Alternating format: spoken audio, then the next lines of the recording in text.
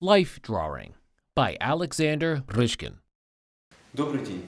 Сегодня Hello. наш урок будет In this посвящен video тому, что мы lesson, должны быть we will вместе. draw a standing figure with its weight shifted to one leg, using constructive drawing principles and the knowledge of a human figure proportions to make this figure well proportioned.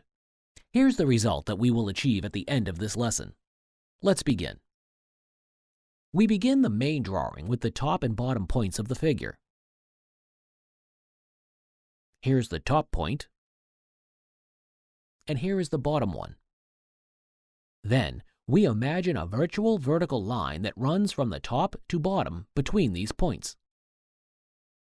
This vertical axis should be very light, not to interfere with the future drawing. This helping line is required only for measuring proportions. If we take the figure from the top to bottom and divide it exactly in half, the middle of the figure would coincide with the pubic bone, or the axis of the hip joints.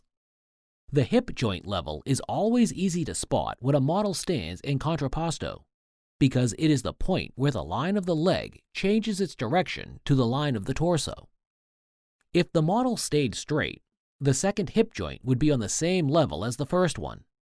In our case, because the figure is in contrapposto, the pelvis is tilted, and this tilt would be depicted in our drawings.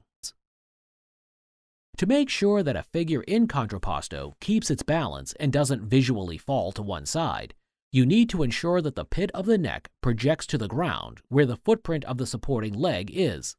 In other words, you need to make sure that the neck is located exactly on the same vertical line as the foot of supporting leg. Slight movements to the left or right side are possible, but in general, this is a good way to make a figure visually balanced. In contrapposto, the whole torso is curved along the spinal column. We also need to check alignments.